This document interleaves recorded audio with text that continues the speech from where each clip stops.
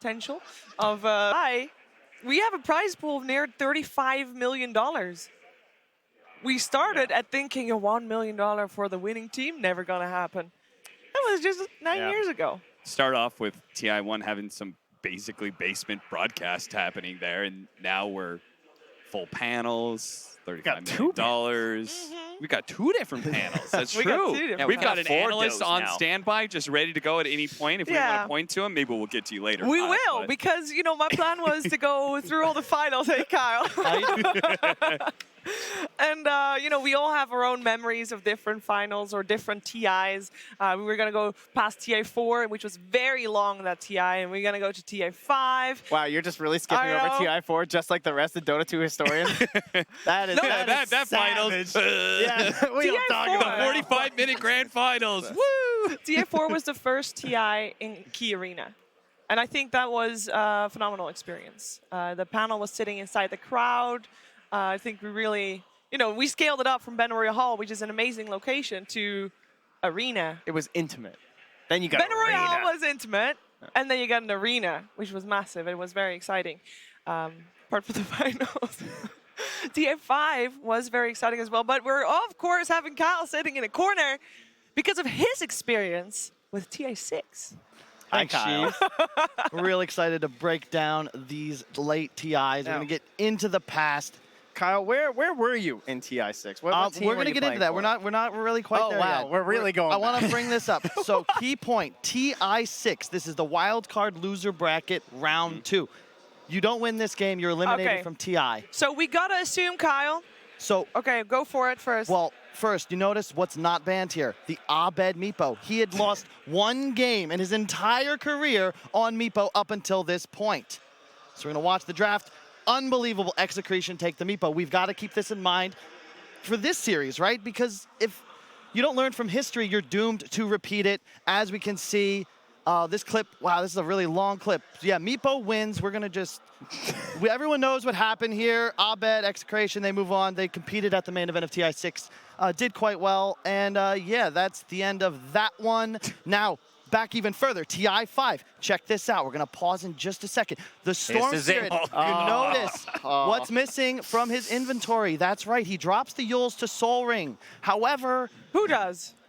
Swindle Melons, one of the best mid players at TI5, the only person to win a lane against Sumail, according to the legend himself. As you can see, he gets 100-0 locked down, goes down. Rubik, hero of the tournament, kills both the hero and the, apparently we have it in slow motion. This is better. If you really wanted to see it, as his dreams, like his Yules, are shattered on the ground as the trees. Aren't you happy there weren't sprays share back his then? Anguish. I am very happy there weren't. Can you imagine the tipping that would have really quick finger there by Earthshaker. Going even further back, right? 27 years ago, my parents made a big mistake. But look at me now. I'm at the TI finals, and I'm just so psyched to be here. Throw it back to you, Sheets. You're too harsh on yourself, Kyle. I do also want to point out, you know, there might be a lot of people watching that have not got a single clue what's going on right now. Swindle Melons, the person that he's talking about, is actually Kyle. And yeah, he has made some mistakes in TI history that he just, you know, he wanted to reflect. This is very cathartic for him, I bet. I hope it is, because otherwise I'm not sure. I was about to say, I love Kyle, because whoever came up with that, that whole idea of a segment, I don't know if it was yourself, Kyle. Did you come up with that or somebody else? I was inspired. And they made me do it after. I mean, I think, I love you for going for it. I think a lot of people were inspired to not drop items on the ground anymore after Everybody was doing it before Kyle did it, you know? Everybody started banning out Abed, or keeping at least Abed's Meepo in mind in all the games to come as well. You're a part of history.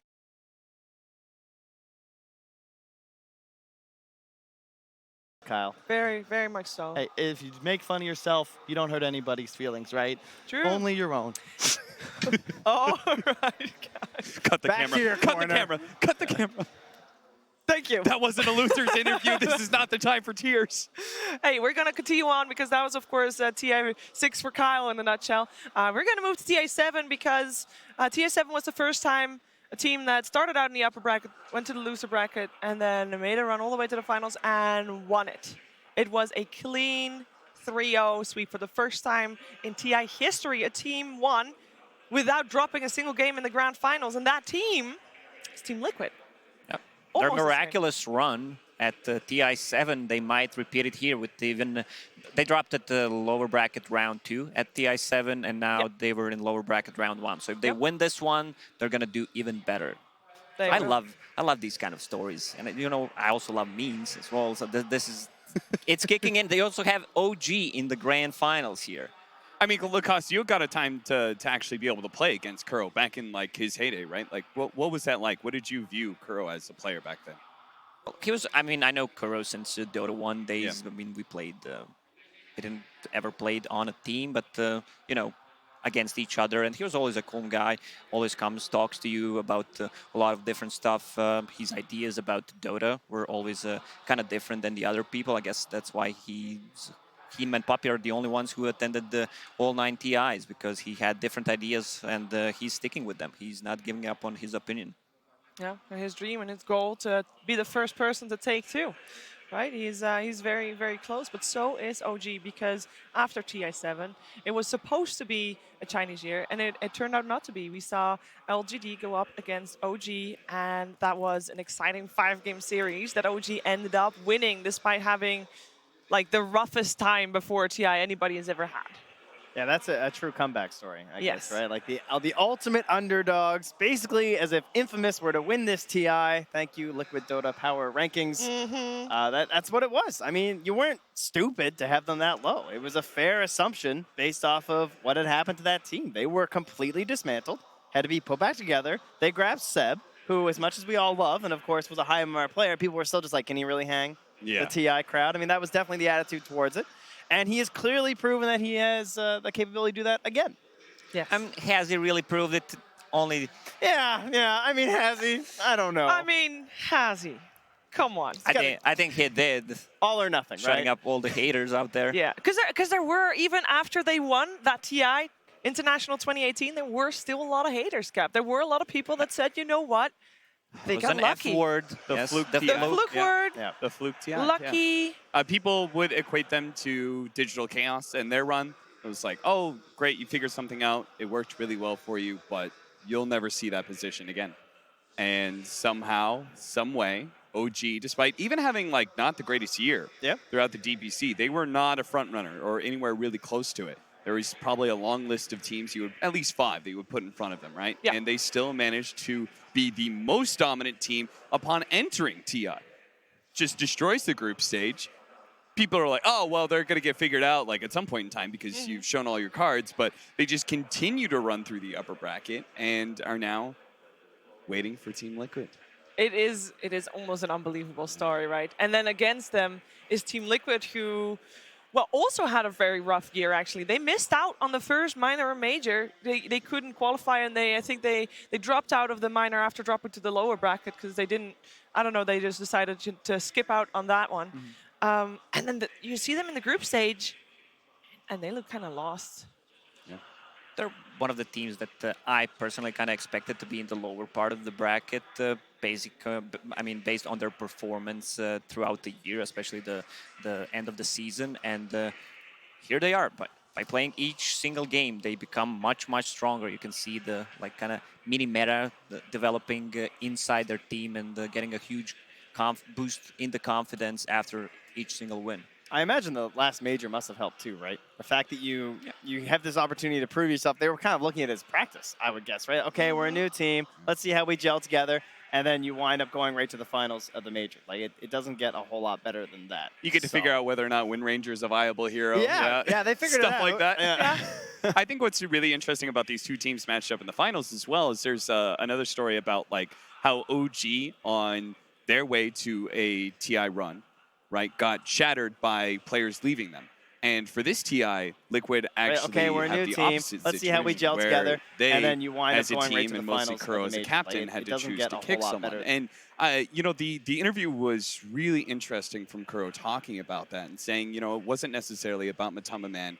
He was basically the victim in this situation where we needed to be able to revitalize the team. And it says a lot about motivation. I think what's so cool about the International is, and Dota 2 in general as an esport, is its history.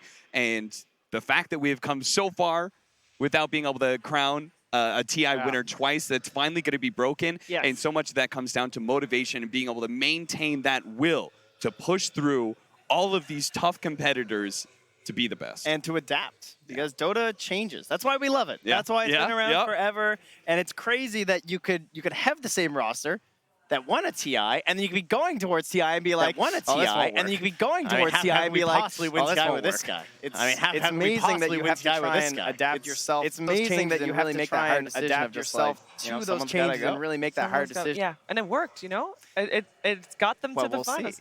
Well, I Able to think maintain already that will getting to the push finals through is a all of great these achievement tough regardless. competitors We're going to have to be the best. a And to two-time adapt, champion. because Dota changes. Guaranteed. That's why we love There it. are That's gonna why be it's been 9 around TI forever. champions And it's playing on crazy stage. that you could 10 have the same people roster on the stage that that have won a played TI, in TI and then final you could be before, going because you towards mentioned TI the and be Digital like, Chaos oh, this run won't work. Cap. I mean, That how one can we had possibly a win VI TI in with this it. guy? So It's he amazing has that you got have to try experience and with the amount of adapt pressure. yourself We to talk those a lot changes about and the really TI make that pressure, hard and I decision think of just everybody's like, seen you know, true someone's sides gotta from go. both Liquid and OG And in their respective finals runs. got them to Well, the we'll see. finals. Story there that I goes think for both. already they were all getting to the finals fairly comfortable and and just great like achievement focus on the regardless. Dota. We're Let's- gonna have don't think a about two-time winning. champion. Don't think about anything else. Guaranteed. Just there are going to be 9 Relax and have TI fun with it. champions playing on the These are all stage. experienced players 10 that played at people on the multiple stage that LAN have events. I played in remember, TI like, final my before, first because you LAN mentioned the event where Digital your Chaos hands are run. actually shaking, Cap, you're doing a that lot of one had a mistakes, VI in him. after you play a couple of those, he has got you experience don't really with the amount care of pressure. whether you're playing We talk a lot about the inside TI the pressure, and I arena think because you everybody's used to- seen true used sides to be from both playing only Liquid at and home, OG and after in that, their respective I mean, finals it's runs. just your mental There is strength one that growing overarching after that. story there that it goes has, for both. Has been They were a all crazy road to fairly the finals comfortable for, and for just these like teams in a focus on the mental way. Dota. Also in a Don't Dota think way, about though, winning. and we do Don't have think a about recap anything for you else. Just on how these teams relax get to and the have finals. fun with it. Yeah, these are all experienced players that play Everyone thinks they LAN know events. I what remember it takes my to become first a LAN champion. event where your hands are actually shaking, But so you're doing a lot of few mistakes, actually face the after you play a hurdles couple of that those, litter the road to you don't really victory. care whether you're playing it To claim inside the the arena Aegis because you takes used to everything be you can playing muster, only at home, and after that, more than you even knew you it's just had. your mental strength that is Thompson growing. waiting under the tower. It has, He's just tanking has through been all a of it. crazy road to triple the kill finals for Thompson. for And these now teams the in a jump in mental from way. Also in a Dota way, though, and we do have a recap Toss for you them down. on This how may these just be teams it got with none of them. You need the courage to fight. Everyone thinks they know what it takes to become a champion. The confidence to outlast so few actually face the hurdles that litter the road to victory. To claim the Aegis takes everything you can muster, more than you even knew you had. Finish it in style. Thompson, this game's under the tower. He's just tanking through You all need of to it. stand Triple tall kill for against your Thompson. And now the enemies jump in from and embrace the strengths of your friends. Toss them down. This may just be it You will with be none of them. tested. You need the courage to fight, the will to overcome adversity, the confidence to outlast doubt. You will be battered and bent, but never broken. You will follow in the footsteps of legends Finish it in style. and This trust game's over. that someday others will follow stand tall against your enemies and embrace the strengths of your friends. You will be tested.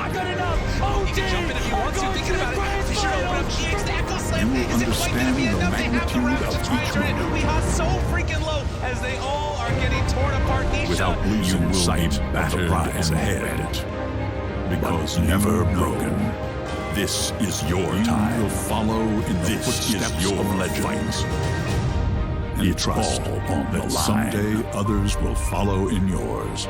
Activated soul catcher on him. Press T tank though, helping him out. Earth splitter. Oh, but they found the duel. He caught him, man. He's dead for 2 minutes. The volley's coming in, but it's not good enough. OG are going to the This is a battle that for me You goes will back to understand the 2015. magnitude That's of when these each two moment squads, different iterations, were formed, and they were kind of formed around the same without time. It's losing when sight the of the original prize secrets ahead. fell apart.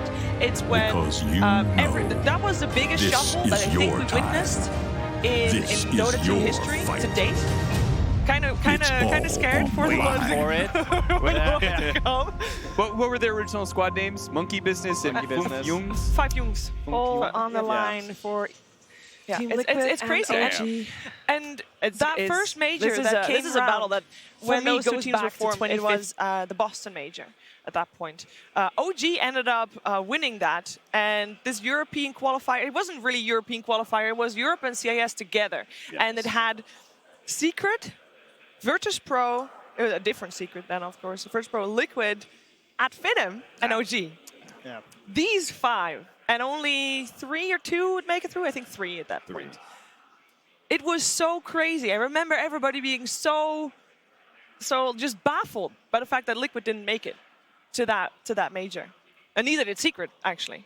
I mean, considering how good Adfinem was playing back in the days and their magical run as well, I'm not surprised. Yeah, there were some magical runs in there. A lot of emotions that we've seen from OG over the years, and actually over the last couple of days as well. We saw NoTail in a winner's interview yesterday, and we just want you to see that again in case you missed it. Before this tournament, things were a bit dark. My dog had died, and yeah, it was really rough for a couple of weeks. My self-esteem was pretty low, and now we're here. Sebastian, I mean, honestly, I dedicate this tournament to him. Oh, fuck, this is so crazy. You're making me cry. Stop it. No, but really, thank you, Sebastian, and of course, everyone else. Just feeling so fucking lucky, feeling so fucking good. Yeah. That's fucking adrenaline, I'm shaking.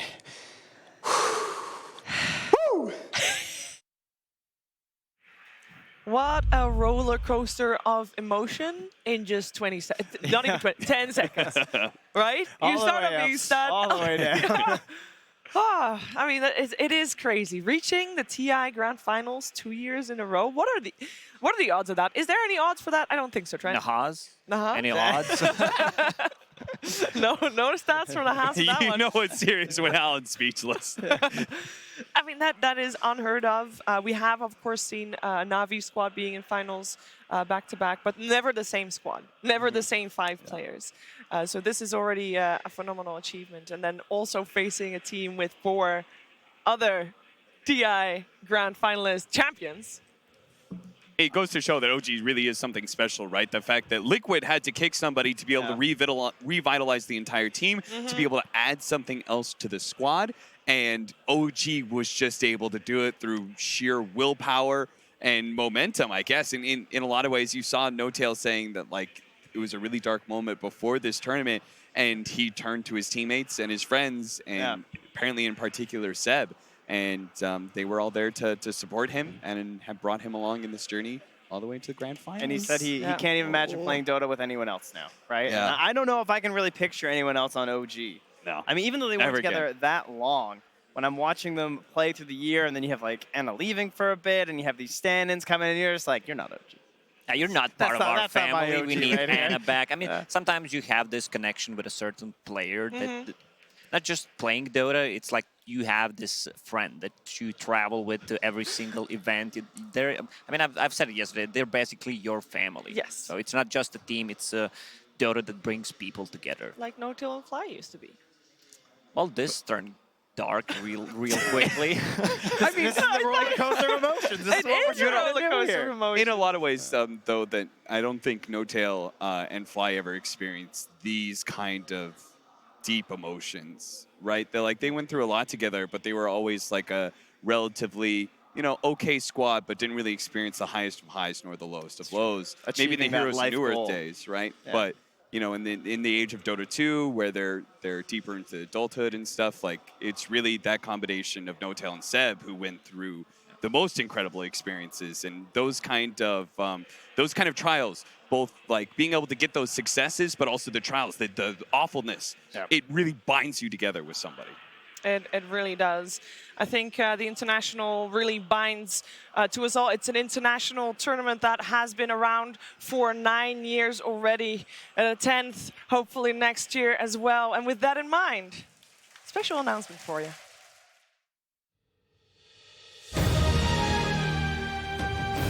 He goes for the dream call, he gets him! Navi have just won $1 million! Patience from Zoe. Navi's about to be caught. Oh, this could be a total disaster! Vacuum in! Ravage on everyone! Alliance are doing it! The Kings of the North! Alliance wins! The Chrono's on 2! TPD, here comes the Ice Blast, ready for the turn! Into the faster! He runs the wings! They'll take it down! Wings! Liquid have done it! Is it on? They'll say! He gets the goal!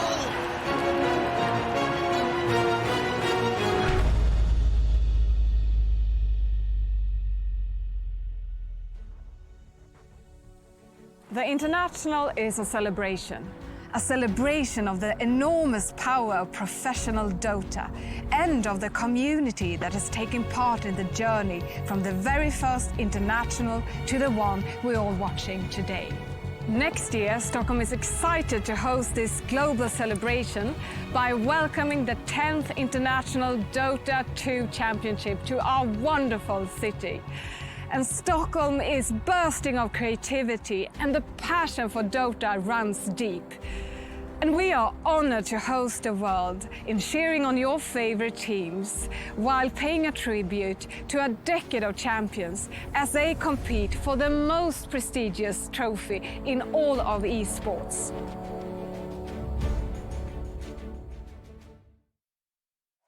Stockholm, Sweden, home to some of the grassroots tournaments in Dota 1, in Dota 2, home to, of course, all the dream hacks that people went to in your 9, your 12. You know, you grow up with that, you grow up with that LAN experience, and now home to the International 2020.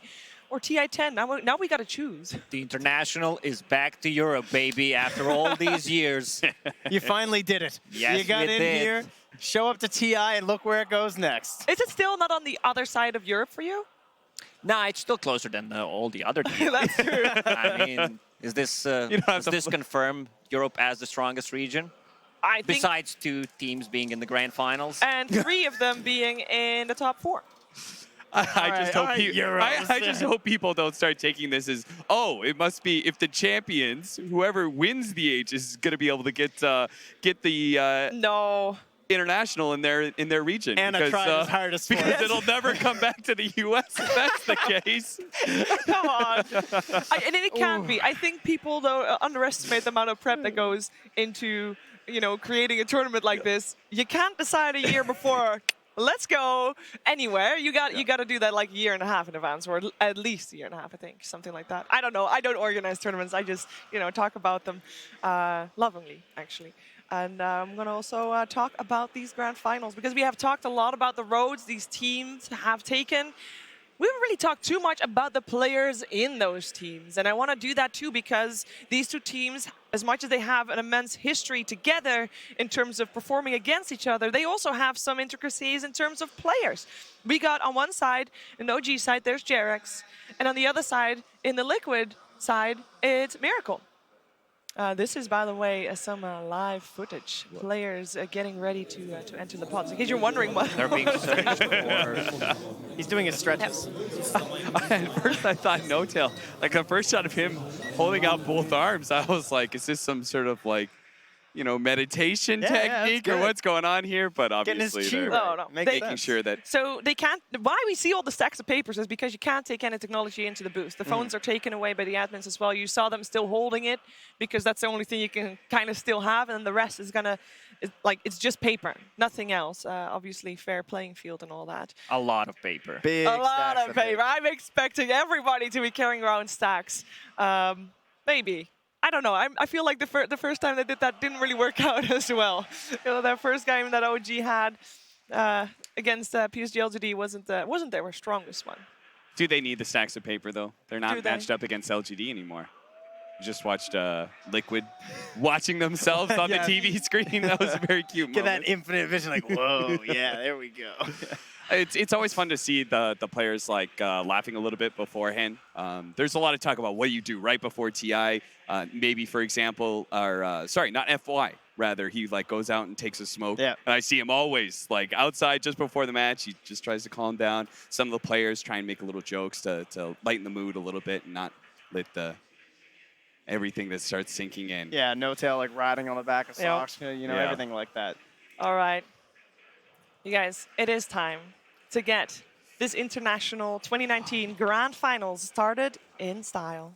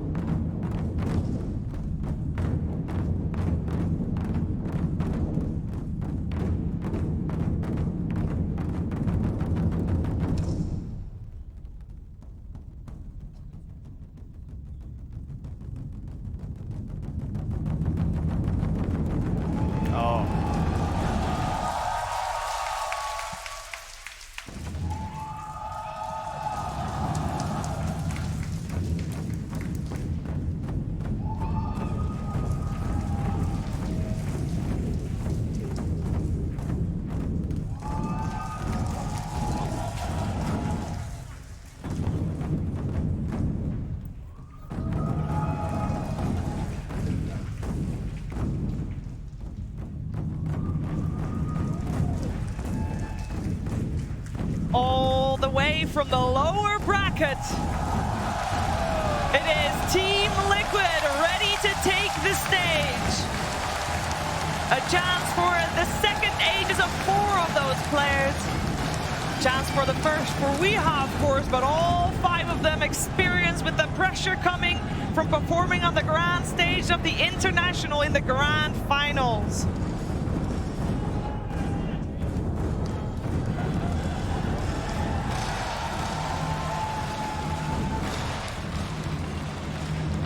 Their opponents, OG.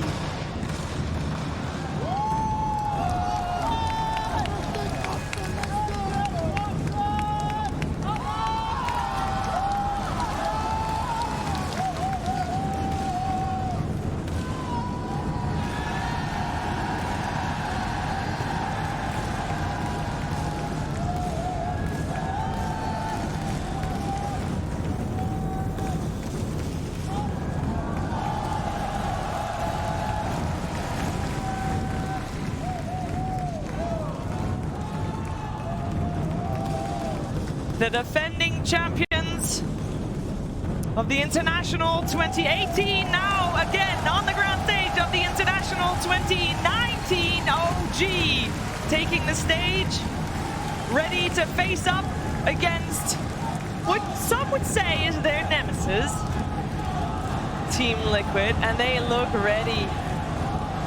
Smiles are had, cheers are had by the crowd. I cannot wait to get this match started. A best of 5 between 2 giants in Dota 2.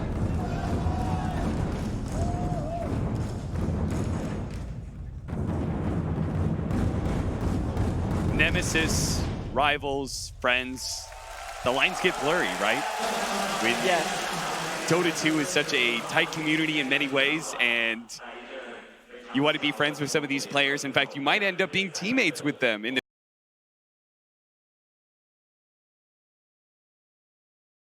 the future, or maybe you were in the past.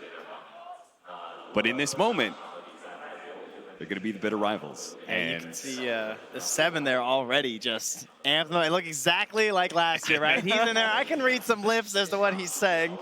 Maybe not broadcast friendly there, but he is hyping up that team. Getting them ready in the booth. The drums of war are playing, and finally it is time. They've been sitting back there. They've been watching everything. The crowd is ready, as you can hear. That cheer was for Seb. Yeah. Yeah. It's crazy. I mean, I know that there's a lot of people that said, you know, they're not going to cheer as loud as for a PSG.LGD. And while that might be true, these people are not silent.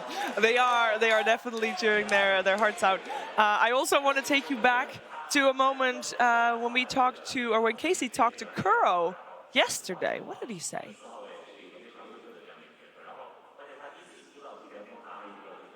What did he say? I don't know, but I guess we'll have to find out later. We're finding out later. I can tell you what he said. That would be good. That will be good. He said... Do you do an impression or no? No, there's no way. I just want to make sure. I think that would be disrespectful to a lot of people. No, he basically said after the group stages, and we all knew OG was crushing it, Liquid at the bottom of the barrel, and they are both people that with an unhealthy habit for which they need to go outside. This is what happened. No Tail's ready for you in the grand final. He told us in his interview that Liquid is who he's been waiting to face. Yeah, well, basically after the group stage, Note and I met in the balcony and saw he was in the upper bracket. I was like top 16. And I asked him to wait me in the finals. Like I'm gonna try to go there all the way. And I mean, I hope we can do it. Yeah. This is like a movie. Meet me in the finals.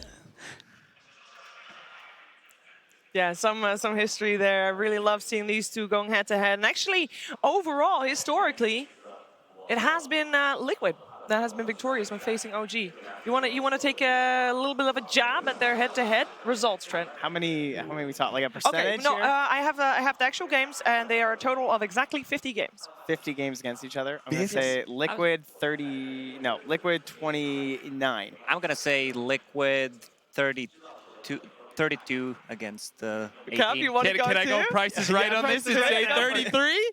It's 33. Oh, got him. You're the worst. No, Liquid I'm the has best. a He 33. saw that note before. No way. No, you said 32. Well, I was So I just went I'm one just up? good. I'm paying attention. You know, No, I writing did- stuff down. Where's your book? I have it all up Yeah, here because I yeah. pay attention. Are you saying I I don't pay memorized all attention? of my I got notes. For example, did you know that GH in an interview going into this group stage, he said that Yes, he I did did. expect that OG was going to be a very tough opponent. They knew that going into this international. They fully expected that, and in a lot of ways, GH said that they admired OG and they want to be able to replicate some of what OG does best. Just turn it, a little bit into their flavor. Maybe he was talking about hero picks and stuff, but who knew that he was actually talking about OG being able to make a run through a lower bracket at a DPC event all the way into the finals, maybe even taking it. I'm not surprised that other teams are stealing other teams' strat. We saw Team Secret playing the carry IO, and they definitely stole it from OG. No Iron Man doubt said about it it. himself, right? There's no shame in copying strats. As Or long no as shame you in maybe do stealing it or no better. shame in admitting. Both, I think. It's a big, isn't it? There's a saying about it being the imitation is the biggest form of flattery. Yeah. It's like, hey, what you're doing is really good. We're gonna try to do the same because we think that's the way to play. That's a big compliment. I do think these two teams have a little bit of different styles of playing Dota, but I do think both are very active early on. I think we're gonna have some fun with these games, Kat.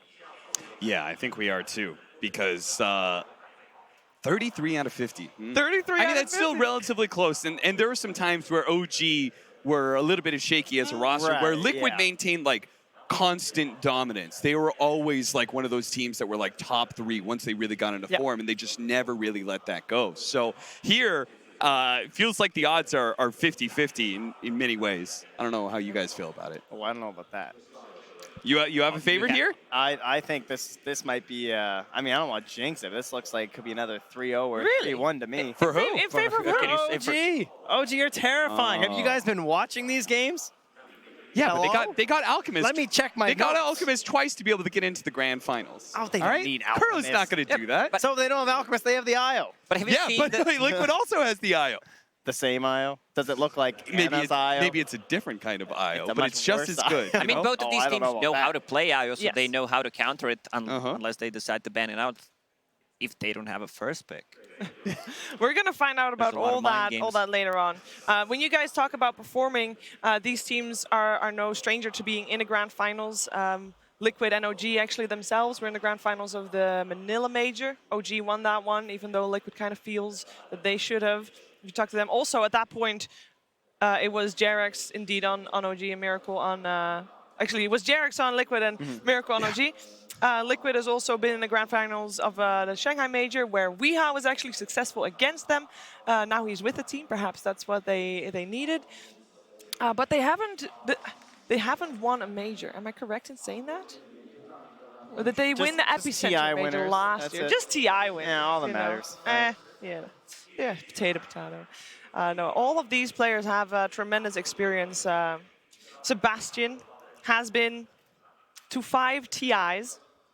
If you don't count talent or wild cards, and 3 of those were as a player. This is his 5th TI. He's been talented too. This is your second. This is your second year as talent, right, Trent? Yeah, that's true. Does that mean you're gonna, transition into magic coach, into player? No, you no, can do the he's- same He's route. making spot for me. That's good. I need him up there, or else I run into some trouble. Seb That's why you're has- saying 3-0 No, for wait. OG. Yeah. You don't want Seb to quit. No, I don't Seb, think- keep going, buddy. You got this. I don't think anyone made the transition from straight out talent to coach or player. Like, you need to be a player before. Yeah. Have you been I'd a player hope so. before? No. In fact, the only people foolish enough to hire me were Complexity during that TI5 run. So there you go. See how that worked out for old Kyle. Wasn't great. Good thing he's gone. But are you hinting at something here, Lacoste? Would you ever consider going as a coach? Like, obviously, you see Soxka on the stage.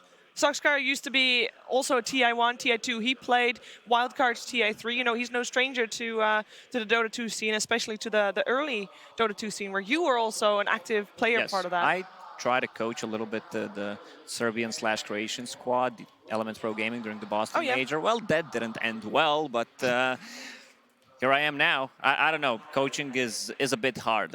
Someone in the interview talked about, I think it was Heen, who said, like, I can coach you, but I don't know what to do. I've never done it before. So And do your own thing. I don't know. I think there's a lot of smart people in the community who can be coaches, but you don't have the chance to prove it. I'm not talking about myself. Don't worry.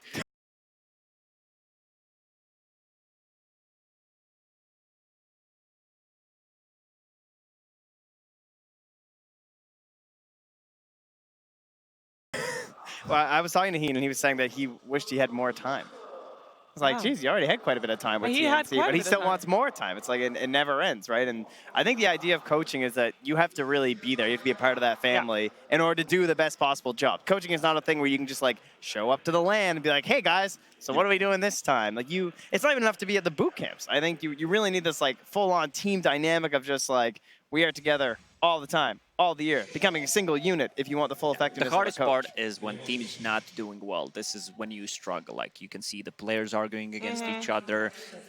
When things are going smoothly, you can kind of look I like could be a a good good weather coach. Yeah. You know, it's the most difficult thing to be a bad weather coach, though.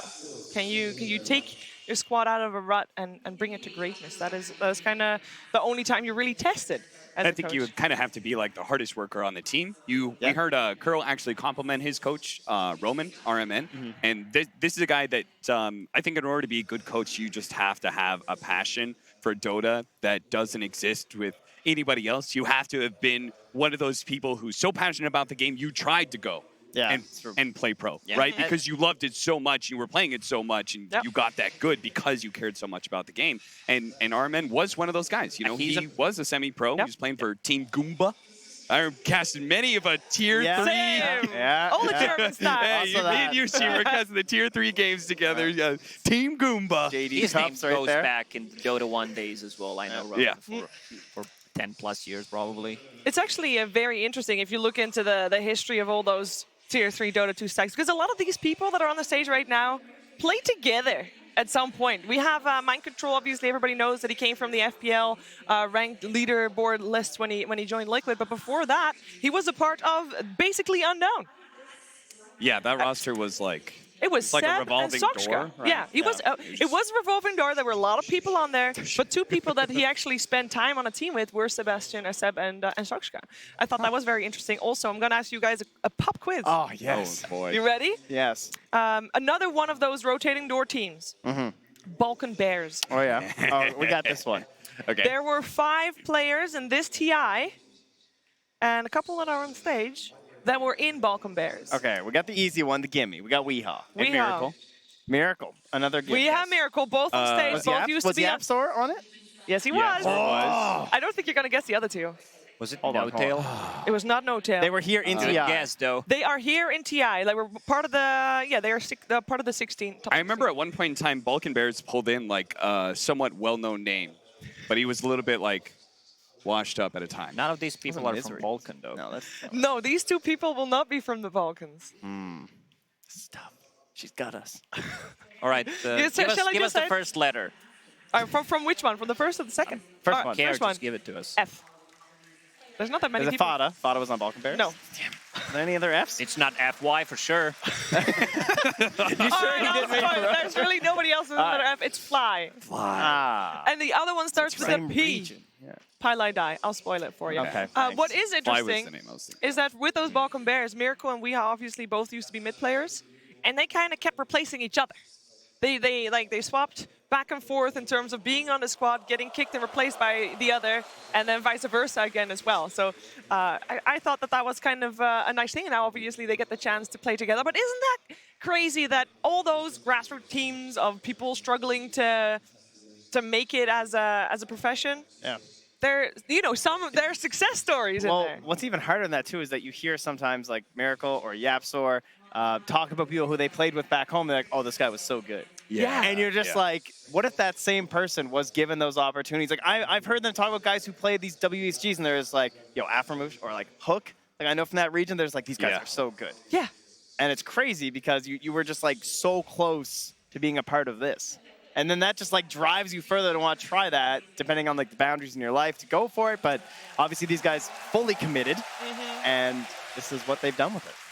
Many of them have been kicked or experienced. Like we talk about like the failure that happens at TI, but like the at least you got to TI and you experienced some level of success and you managed to make some money. But before all of that was the grind where you weren't making that money. You were getting kicked out of teams, or your teams would disband or something like that. And you would experience failure after failure after failure. And I think in many ways it hardened some of these players and continue to strengthen their resolve to push past. And now when they experience the same kind of failures on a much larger scale, they're ready for it. Yeah, if you want to fully commit, there's going to be ups and downs for sure, but you need to go through those downs, and it is the hardest part. Apart from one player on the stage that didn't went through the grind.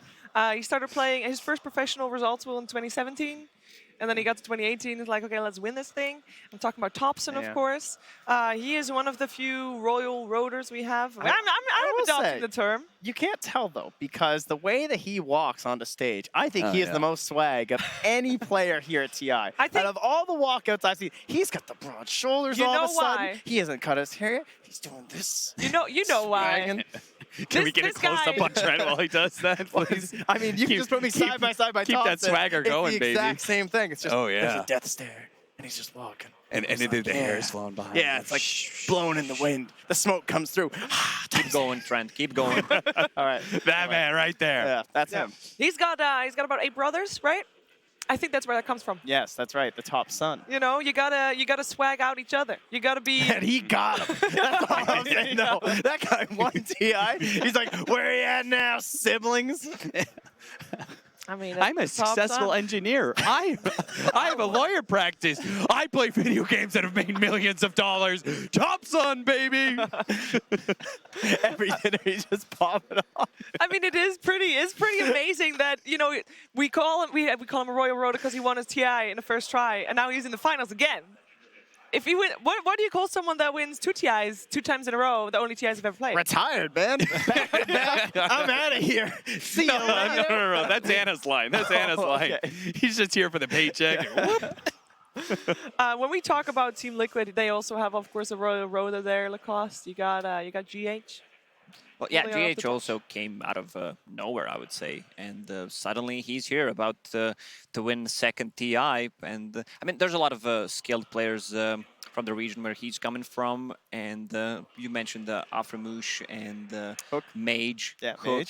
There's a lot of skilled players that need to be given opportunity. Also, I think the scene there is actually growing, like really flourishing. I mean, if you talk about people given a chance, Miracle came out of nowhere. Anna came out of nowhere. That was a big question mark when OG picked him up. GH, also out of nowhere. These 10 players on stage, they all were giving a shot at a time. There's obviously a couple of grinders at the top there. Kuroki, and we haven't really talked about him yet because we have said so much about Kuro already. He's been at all 9 internationals, multiple grand finals. I think this is his 3rd. Won one of them. And he started playing well before the first TI. He said he started playing Dota in 2008. You know, he's had over a decade of experience there. It is crazy to think that he is still on top of his game, able to be on top of his game. There's not a lot of players that could say that. Yeah, I like the fact that we do have this narrative of all these new players who've been given a chance, because there was a history of Dota, both Dota 1 and a lot of Dota 2 history. Probably the first 3-4 years where the people who got the chance to be able to play professionally, it was very tightly held. It was considered that like pubs, it wasn't really a good true sense of skill, and it came down to getting an opportunity to try out for a team. And that obviously came with being able to know somebody and have someone vouch for you. And there's a lot of stories about that. You know, like 1437, you know, got vouched by Fear, for example. There's a lot like that. That was the word back then, man. The vouch. That was like, that's all you needed. You needed in that in-house? In-house leagues, yes. You tried not to get 1v1 out of the in-house league. Also very important, but that's where a lot of these teams came from. It really is. It's impressive. Hey, every time, if you think back of all of the internationals, you know, every international is known for something. TI8, OG Cinderella run. You got TI7, lower bracket run for Liquid. You know, everything has something. What is this TI going to be known for? Best group stage. Second TI winner. I mean, second TI winner. Yeah. And I think that's going to overshadow everything comebacks at this time. Handsomest English final panel. Oh, also true. I like it. Thanks I to like Lacoste. Thank you. It's a snazzy shoe. It really is. I do want to, cater also to people that don't really watch Dota at all. Hello, I know you're there. Tune in once a year. We love to have you, and we love to talk to you about all the players we have playing on stage. We have obviously a big passion for the game, and we love to share that passion. And I want to, set the story for you for these two teams facing each other. And obviously, as Trent just mentioned, there is a chance of well, first of all, there's a chance of a back-to-back TI champion. That is crazy. And then there's, regardless, going to be a 2-time champion at this International 2019. And now, what other stories should people be aware of? Like, just the people stories. Well, why should they play Dota, is what I would say. I mean, if you're here and you're just watching once a year, I think we need to change that. They should come and play more often. Dota. Or watching more often. Dota is a spectator sport. Yeah, just come for us. That's also fine. But if you want to, get some more enjoyment and learn more about the game, even if you think you're going to be terrible, even if you think it might not be the best time, you are going to thoroughly enjoy these games a lot more if you play Dota. You can learn more. You can appreciate what these players are doing a heck of a lot more when you try and do similar things and go, wow, this is very difficult. Yeah. I played Eon of Strife, Tides of Blood, then I switched to Dota when it came out. Now I'm playing Dota 2. It's been probably 15 years combined. It's basically half of my life. I'm not that young, even though I look young. So 15 years of Dota, and look where it got me. And how many friends have you made Dota. along the way? A lot of In friends. 15 years' time, you too could be up on this panel. A bit less, I would say. And I do have a lot of friends. It's a community. It's an ever-changing game. Yeah. It's the hardest. Nothing is more satisfying than getting better at Dota. Yeah, it is definitely the deepest game in that regard, both when it comes to the mechanics and strategy, but the history, right? Yeah. Like we're talking about, I think that's what makes Dota 2 as an esport really interesting, is the very, very deep history that starts with that kind of grassroots buildup. You really can't get that kind of a faithful esport than something that has been built up from the ground, just purely through fans loving the game, loving a custom mod of a game that's in another game. Trying to explain that to your friends. You sound real dumb, believe me, I The tried. best feeling in Dota is when you hang out with your friends on TeamSpeak or whatever and play with them after 10 p.m. Your belly is full, and enemy team is trying to fall back to their base, and that's the best feeling. You're trying to kick them when they're down. You're chasing them to their base. That's kind of like OG, bristleback in the fountain, that kind of stuff. That was peak Dota on the stage. We're trying to send happy thoughts here. Okay? That's happy thoughts. That's very happy for one team.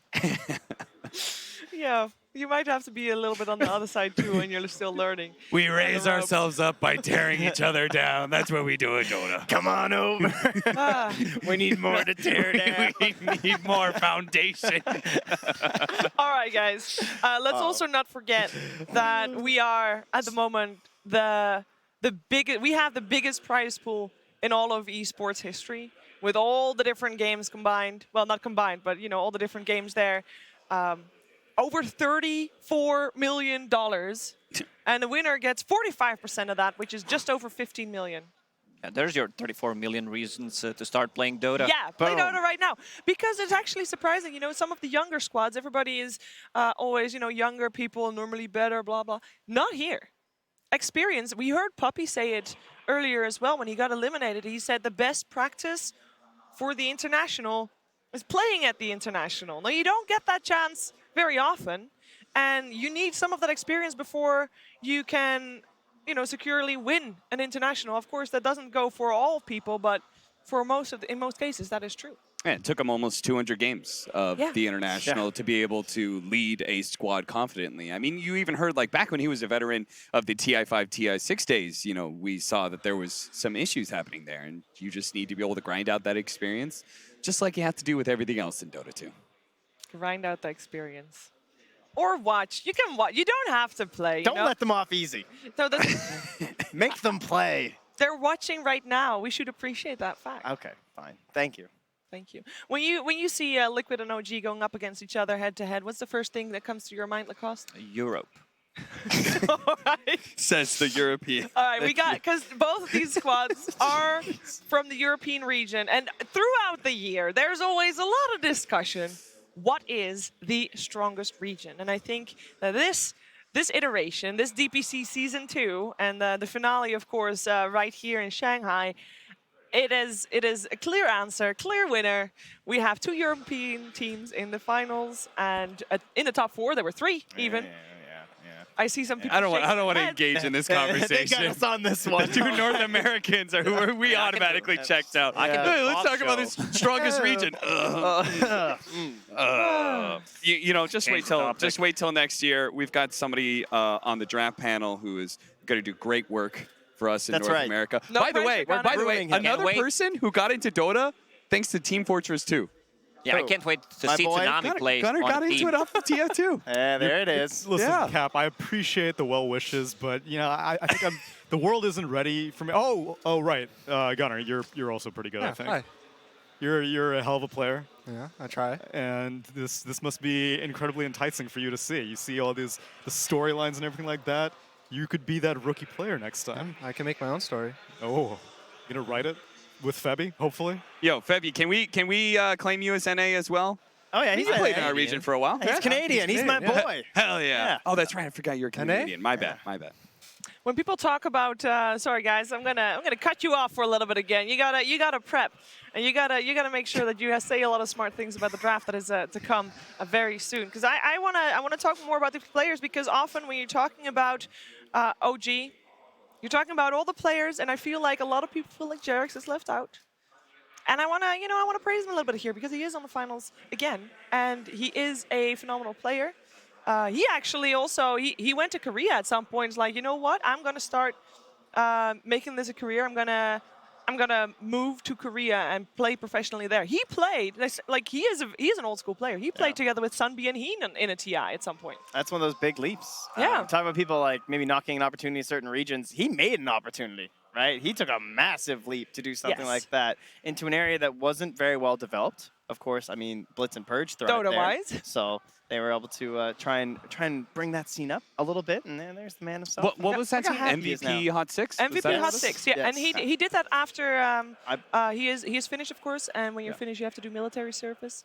So he did that after his military service. He moved to Korea. That was like some that sleeping. smile, that hair, that must be Jerix. Also, the dude's a smoke breaker. I think he breaks the most smokes in the game. I don't know if we don't talk a lot about Jerix, but I do for sure. Like the dude's just a beast. His positioning in team fights is extremely well. You can always see him doing stuff, has a buyback when it's needed, does not hesitate to use it at all.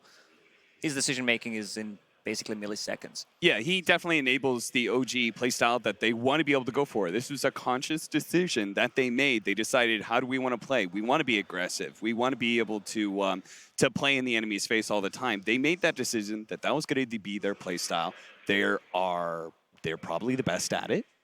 And as a result, they're here at the International. It goes to show, like, you can make different kind of play styles work. We've seen a lot of different ones here at the TI. He's a very good risk calculator, I feel like. Maybe he swings and he misses on a few plays, but overall, I feel like he is a guy who I see take some roll in an Earth Spirit or something, I'm just like, oh god, that's so dangerous, and then he hits it.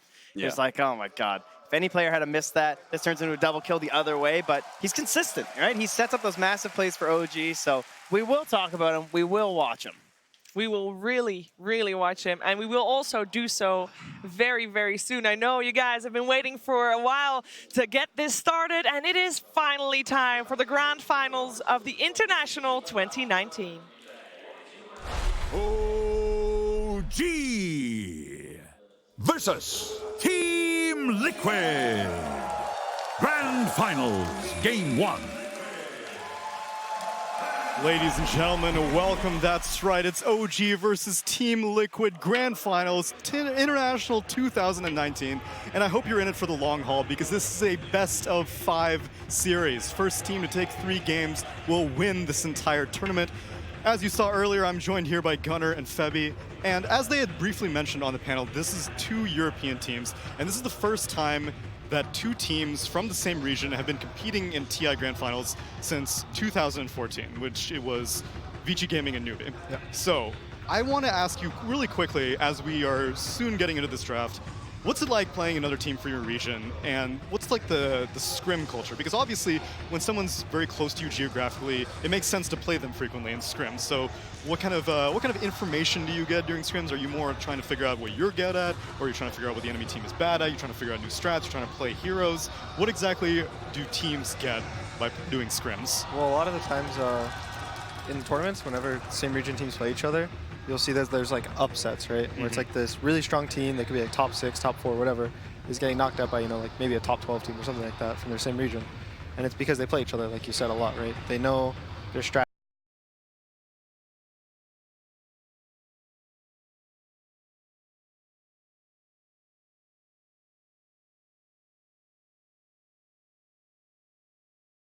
They know the way they like to draft. They know the players, especially from pubs. Like you play the pubs with some player, you know, this guy likes to pick these type of heroes. He likes to kind of make this stuff around the map. And sure, it's not in a competitive as like, you know, aspect all times, but you get a feel for all the players. So that's why a lot of the times, like here, I'm expecting to see the games be like a little closer than OG's like normal run, right? Right.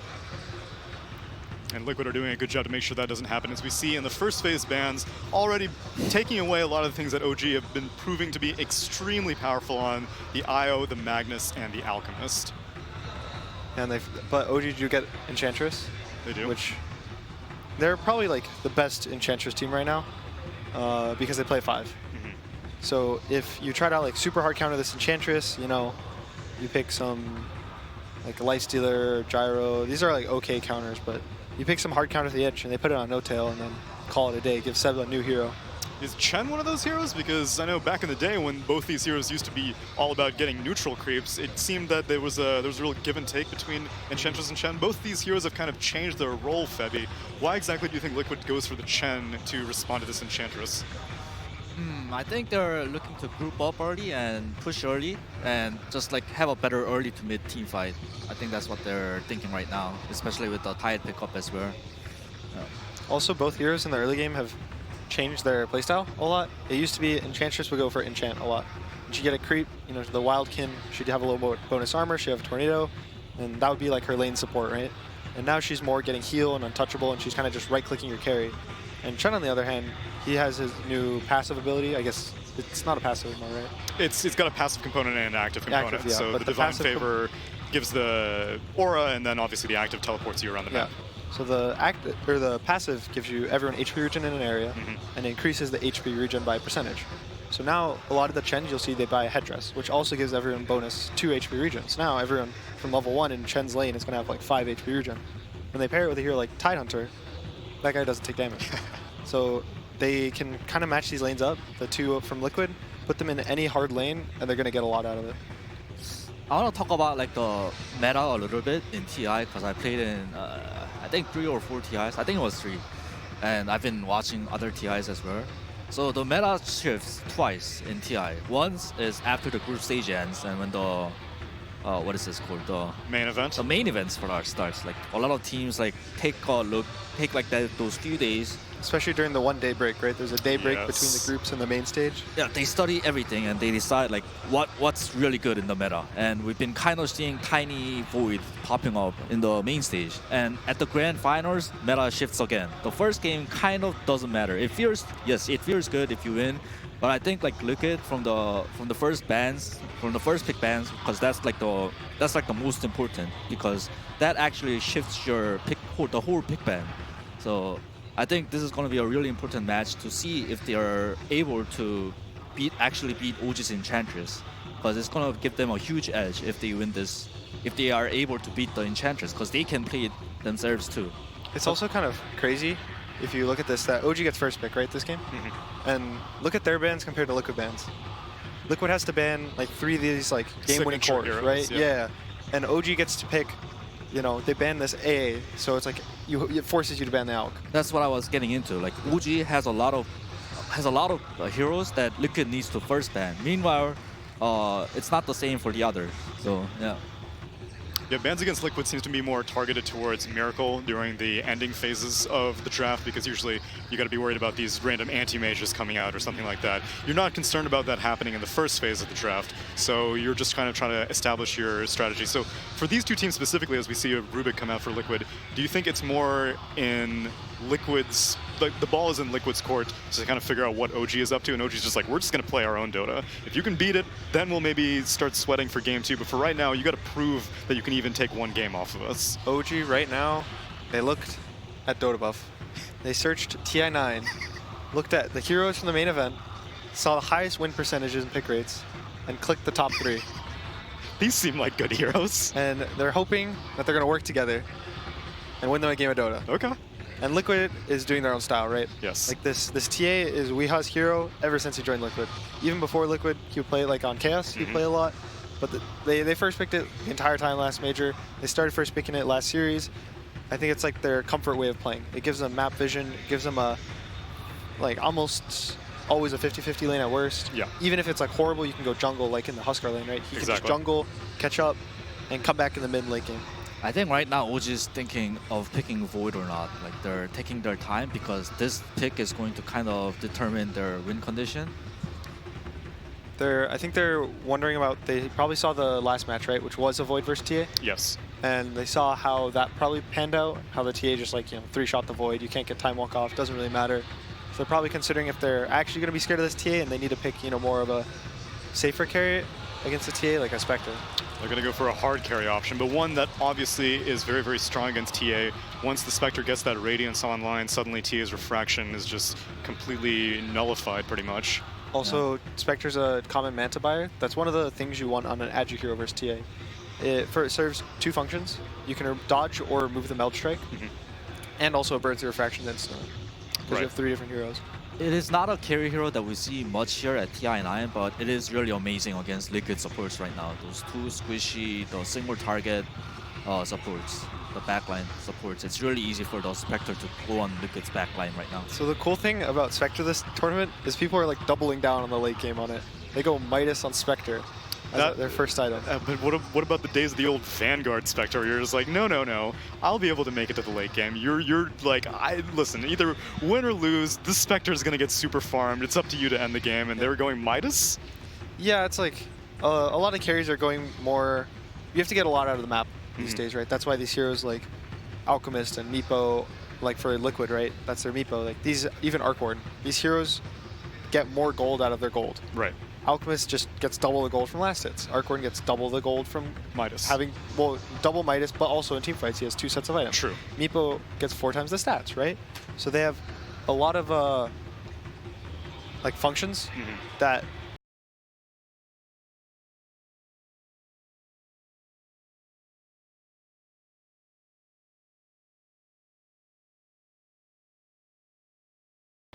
since these teams playing the map so well these days, and they can't really like, force people away from the map, that stuff like that is just really strong.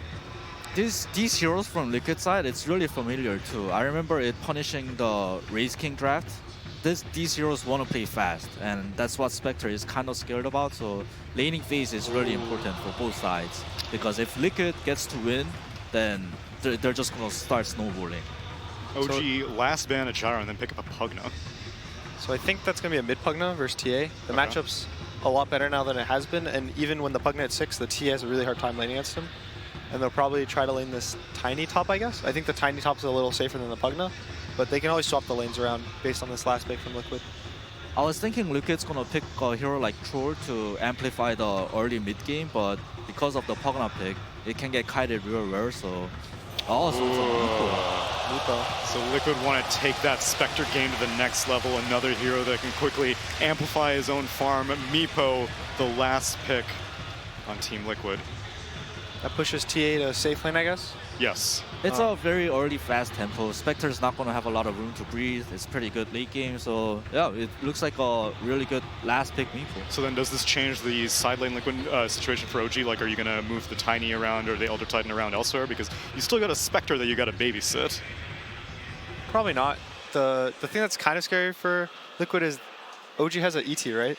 And ET is so good against Meepo. Yes. you get Astro Hero damage from each Meepo.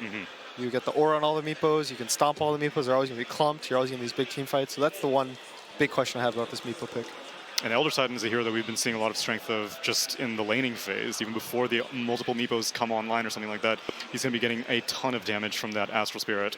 Yeah, but individually you're right, but I think the way these heroes work together right now, Liquid's heroes, they all complement each other in the early mid game. So it's gonna be pretty hard if they win the if OG loses the lanes. The lanes are really important this game.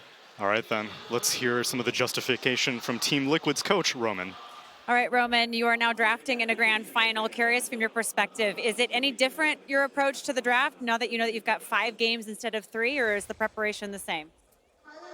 It's slightly different simply because you have, let me put it this way, you can drop 1 game. Basically, it's a, how to put it? You get more time to play, basically. How do you feel about your draft right now?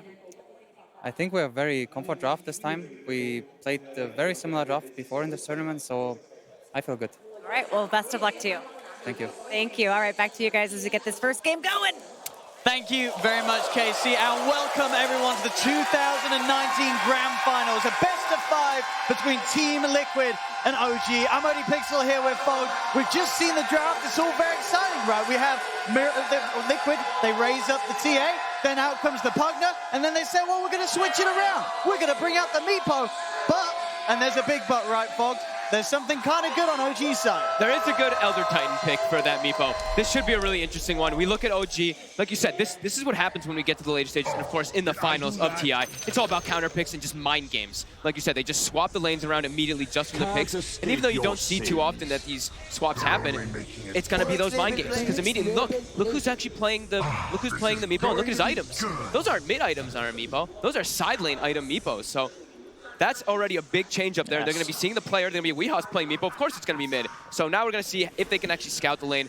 Weehaws just going to hide. He has to hide this to make sure that OG does get caught off guard on it. And talk to me about this then. The Elder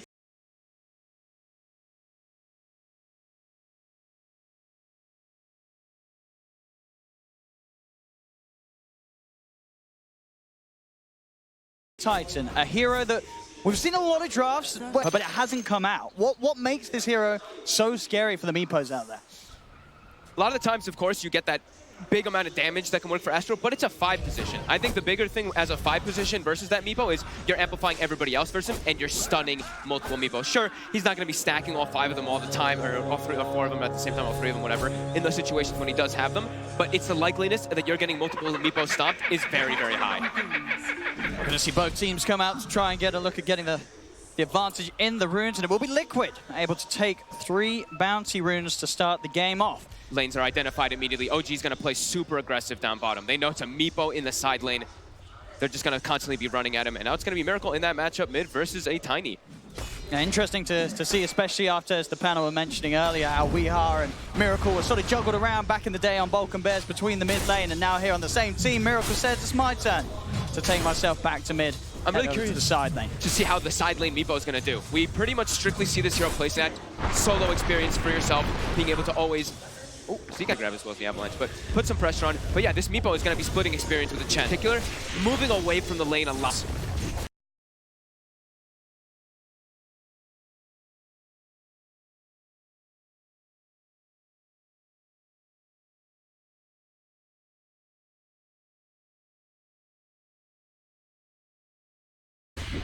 Looking at the side, backed up by GH against Notail and Ana. Is this is a lane where Ana's going to be able to get some space to fight her early on? I think Ana's going to be able to farm up here. Notail, but onto Ana, I don't think you can kill a Spectre with a Rubik and a Tidehunter. You can prevent some farm though, right? This is the damage reduction. Will be a little annoying, but this is what Elder Titan does. This is why he's picked so often. Secures the lane pretty nicely for refreshing the spirit here, nearly getting GH away from Ana, so Ana's got all the space in the world. Let's have a look on the mid lane. CS 7 for 3, Thompson at the moment against the 4 for 0. I guess what expected, Tiny. I think so.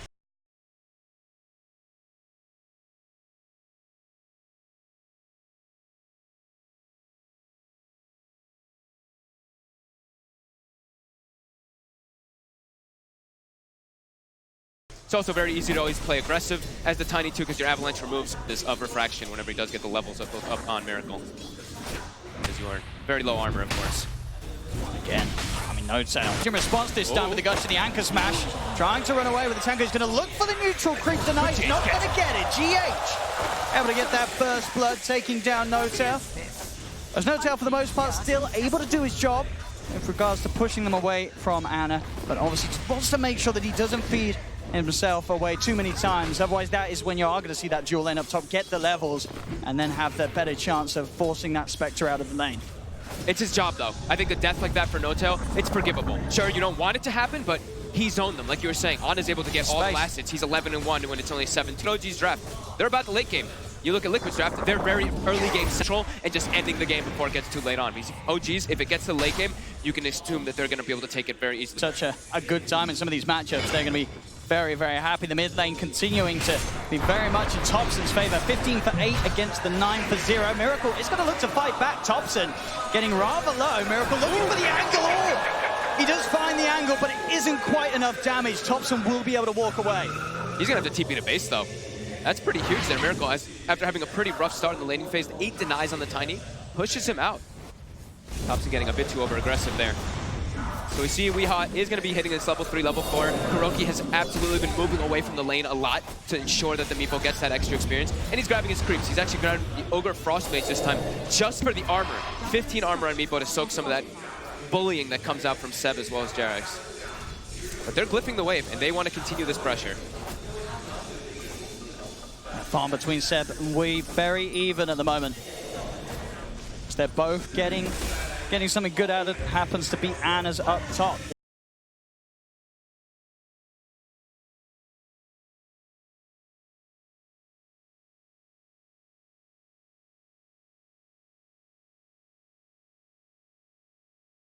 Yes, the duo lane was not able to do enough to break past No Tail. Thompson will not get the rune, but the rune will spawn bottom, and Jerax is already there waiting for it.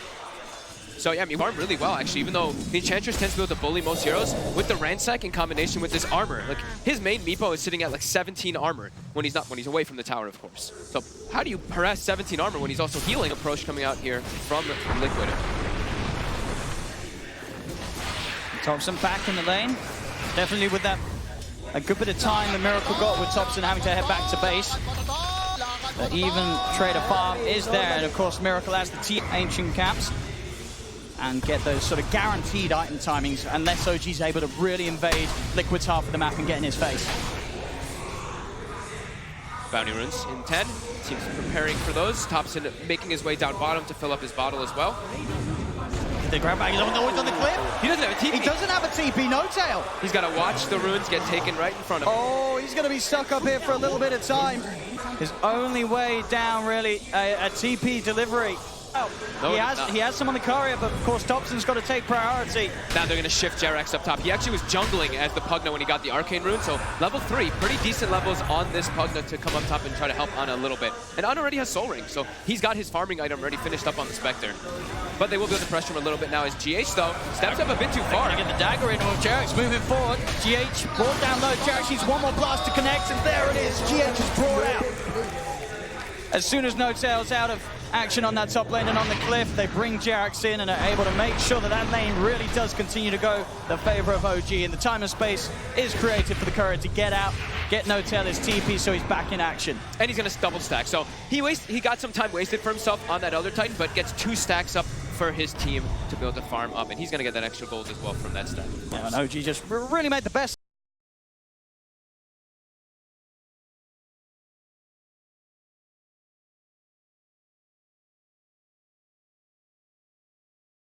out of what could have been a bit of an awkward situation. OG potentially having Ana be supportless on that lane for a minute. Group back up, OG making full efficiency of the shrine. And that bottom lane, Weehaw. It's the most important one to look at. He's getting the farm. He's able to turn into the jungle a little bit as well. In fact, with the poofs, he's keeping Seb low. Seb, he's going to be able to run away with that heal, but has to be careful as that magical poof gets leveled up. He's committing forward again, actually, on Oops. Seb will be forced to pop one of the Fairy Fires. Literally just giving this Meepo pretty much full experience down bottom, and it's giving Enchantress, which you use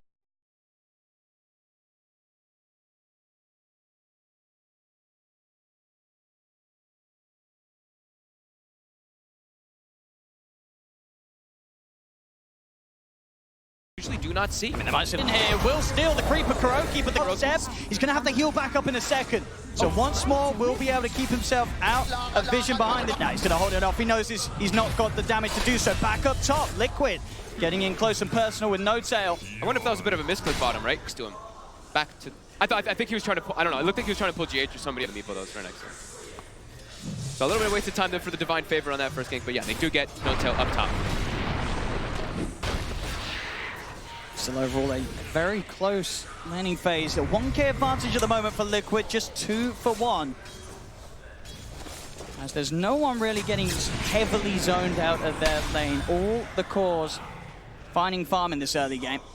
Yeah, I guess my control may be the slight one, but he's just right behind Seb anyway. He took barely any advantage for the enchantment. But now Seb, he's trying to get it. Get some pressure on. Making sure that Weeha cannot sort of be left to his own devices inside of the jungle. It's a neat way of like approaching the dynamic, right? They're like, okay, Enchantress is gonna suffer a little bit here, but then Jerax, you're actually the one that can pressure towers. So now we have a Pugna that's farming bottom and taking the tier 1 as a support. Thompson was able to back up. GH is there. Thompson, he cannot escape these twos. GH is able to block him off. He may have got the rune. There's no further backup from OG prepared for that. Con was absolutely gonna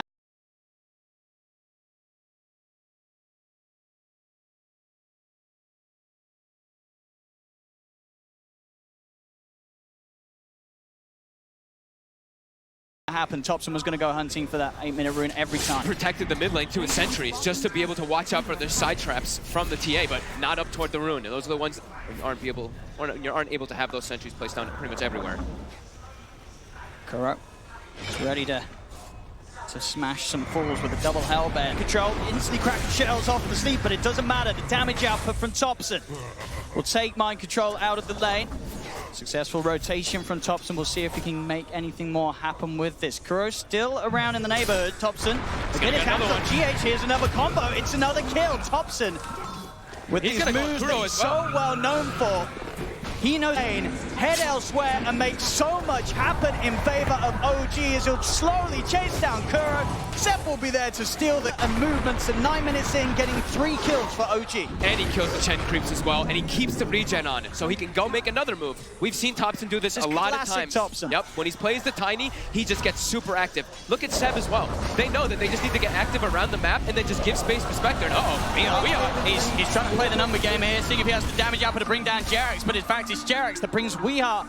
He's one of the Meepos incredibly low. We'll be able to get into the trees and poof back to safety, back towards mid. Thompson starting to dive in towards Miracle. He has the meld, no detection on the front lines from OG. So Miracle will be able to back away. Also GH and Kuro by his side in case the dive came in, but OG they'll hold off. Look for the 10-minute rune. Thompson's going to be able to grab it again. Double damage this time. Oh my god. You've got to watch out for the plays he's looking to make. You can't let him get all these power runes. We saw what he's been able to do in the group stages when he just starts taking over runes, and it's starting to happen. Sure, Liquid, they're still looking good with their farm, but they want centric draft, and Thompson's starting to move around. There's nothing more terrifying than a Thompson Tiny coming to look for. Weeha is going to come over, and Thompson knows that he has dove as far as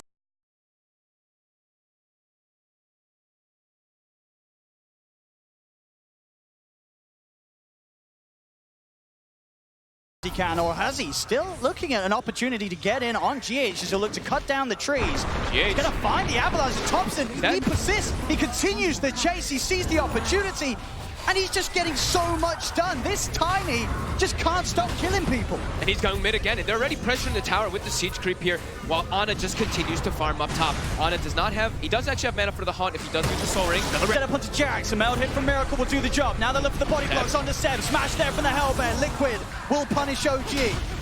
Getting themselves those 2 kills as the rest of OG sort of try and follow in the footsteps of Thompson with their aggression. Doesn't work out as well for those two. They bring a lot of attention though. Weeha's still able to farm the jungle for the side of Liquid, but a lot of attention's been brought onto that mid tower, and it's 150 HP. Probably 1 to 2 there as Mind Control getting that nice Ravage. But Ana, full ring, he's now got the Midas finished up as well. He is low though, Weeha. Might actually be able to set up for this here. He won't have enough for a horn or any way to escape as Weeha from the trees. He's got the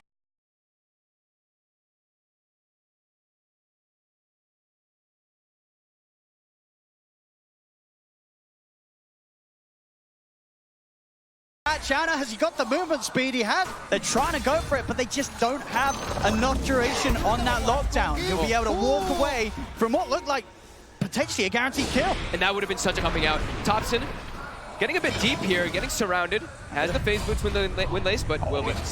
Here's Rain on Liquid's half of the map, finally put to an end. Running around trying to set up kills and just make space for the Spectre, but now Seb also a bit far up, and he's getting surrounded. Trying to keep this aggression up. Seb just gets burst down by the heavy damage output of Liquid's heroes. He cannot continue to play this aggressive, overestimating his safety with that heal, but it doesn't matter if there's the burst online, and at this point, 12 minutes in, with Liquid having the numbers, they can easily take the Ench out of the game and put pressure onto the Tier 1 tower. We'll see a TP stop set up onto GH will be there, but still with the stolen avalanche, he'll keep Thompson and Notel at bay.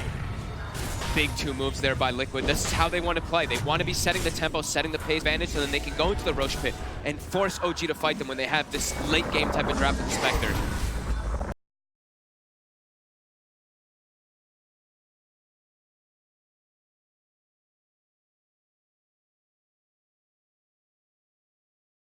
OG doubling down to make sure they protect their mid tower too. Just all about this map control and keeping themselves farmed up. It's really going to be that name of the game, is OG as well, and just let the Spectre get that late game insurance. Seb actually had a Midas queued up as well. Just like the magical damage that was hurting or anything, it's the physical burst from all the armor reduction. It's too much for him to handle. He's going Ghost Scepter first time. So really needing and really wanting to emphasize that he can actually survive damage also on Liquid. I mean, it pretty much what saves him from every hero apart from the Meepo. Yeah. The Weeha Meepo is still going to be a big threat. That was going to be the case anyway, right? Yeah. It's not like it makes this situation worse. If he was caught out by the Meepo now, he'd probably die anyway. So having that Ghost Scepter against the other heroes on Liquid's lineup will certainly give him a chance to get the heal off, walk away, and buy time for the rest of OG to come in and keep the fight going. 12. This is a very high level.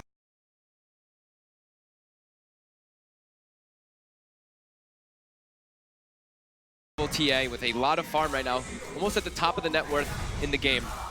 And yet level 12 in comparison to Thompson, who has been running around. As you expect, he will be starting to get behind the level. See if he's got the duration of control with these roots. One more will be out, but there's the backup. Notel, he's able to set up a beautiful sleep onto the three of them. Jax and Thompson here as well. They'll look to burst him. He cannot escape with the avalanche from Thompson. He's held down. The rest of Liquid trying to abuse the fact that Seb's alone, but this time Seb will be able to walk away. The most they'll get out of it is that mid-tier 1 towers. Miracle keeps pushing on.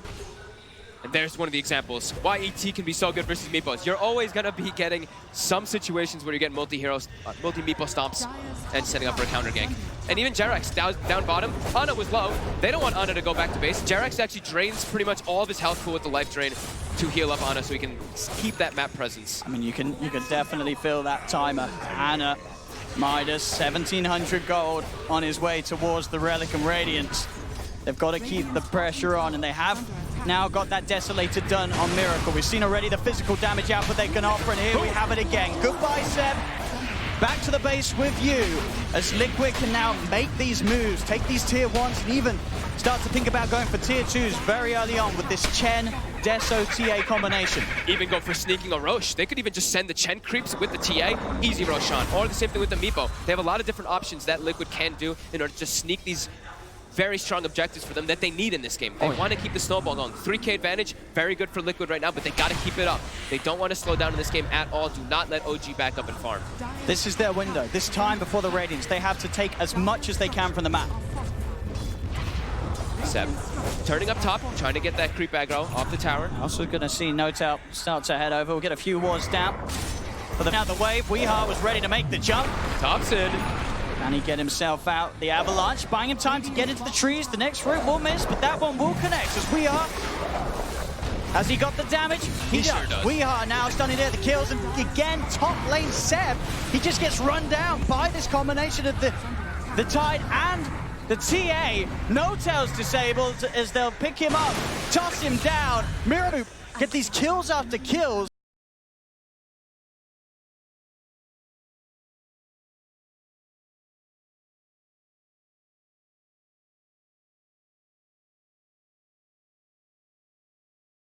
exact pace they need to, Liquid, as they now, and they're getting these early objectives. And they're kills on the map. They know everyone's going to be respawning, but they should be able to kill this way too fast for the side of OG to respawn, but they are going to be respawning.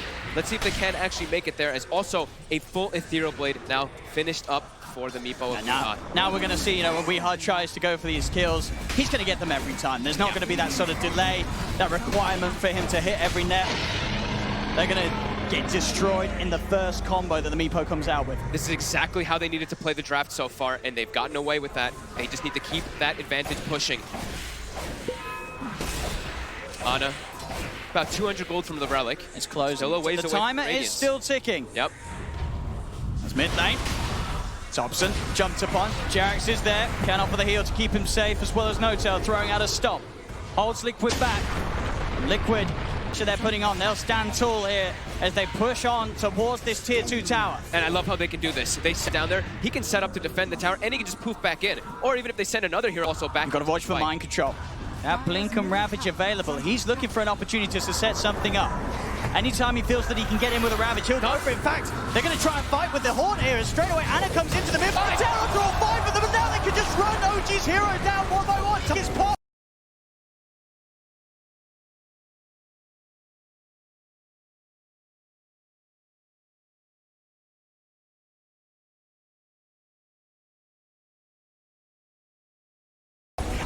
Thompson are dead. They do lose Miracle for this effort as well. See if they can go for it a second time. No, he had the main Meepo out in the jungle out off the back of the respawn.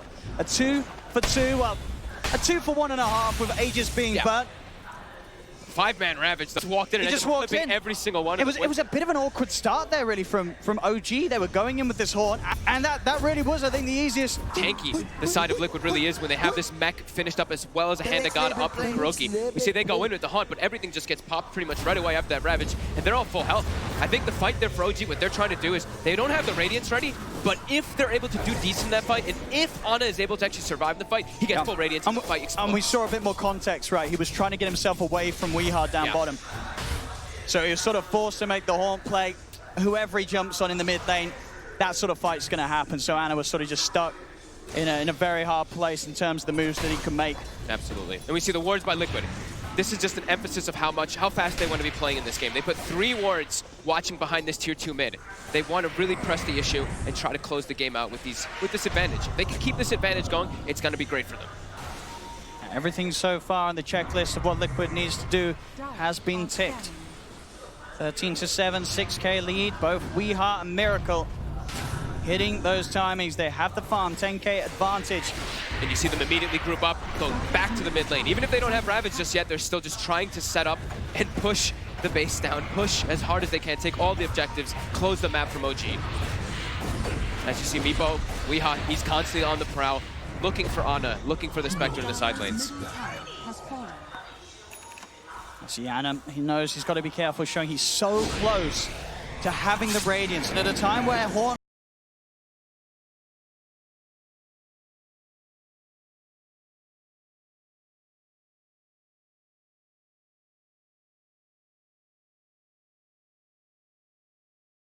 and he's got to try and get it done, but a beautiful net into the tree piece. Should still have the chance of running away with the dagger. I mean, I say that Weehar's continuing to another route. Single time. He's held him down. The dagger is there, but there's the E route with Ana. And they'll drag him back. GH is there with a follow-up. A beautiful play from Weehart. This is why this man's absolutely terrifying. Yeah, thanks, Ana. I could have gone with absolutely perfect as well. You could have gone right. Oh, that was good. I mean, he hit them every single time, blind into the trees. That's a dead Ana. And at the most important time, he was so close to his Radiance. He had the Horn available, but he's out the game again. Liquid continuing to do everything right. Yep. This Meepo pick is really seeming to be amazing for them, as it just puts too much pressure on the map. They were able to push as a group unit, get these towers down, but also the Meepo can address the split push, address the late game that OG's trying to take it to. Can constantly pick off those sides. 14-7, 8K lead, 6K experience advantage as well. And immediately, they're knocking on the front door. This is the scary bit for OG, as they sort of ask themselves, are they going to go high ground? Yes, they are. No reason for Liquid to start to slow down at this point. OG will turn up in their numbers. Radiance is done. OG might look to go for taking the fight. So the backline can be very squishy versus Radiance, but they have Kuroki as well. And so a lot of heal can come in. This is the point where even though they have that 8k lead, you gotta be careful. You lose one fight whilst ahead against the Spectre and his Radiance, that's when the comeback can be.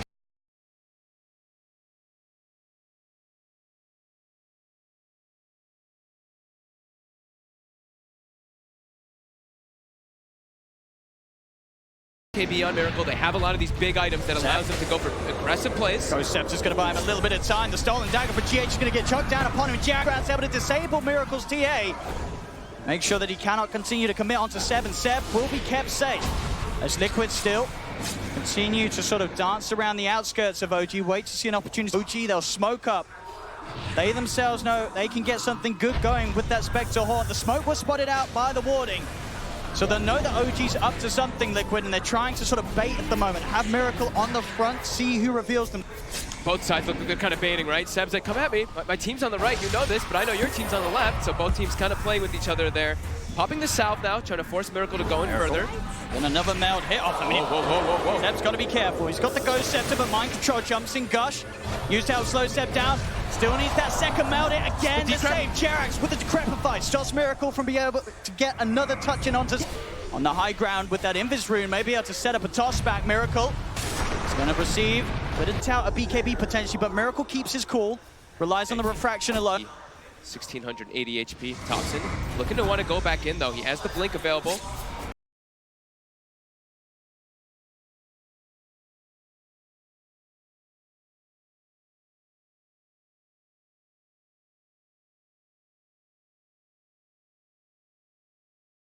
Seb, a little low, but the Nature's Attendants will make quick. And OG, they are certainly starting to put. Option's going to look for the quick combo on GH, but a Glimmer Cape's available. They still have the vision with the sentry down for a toss.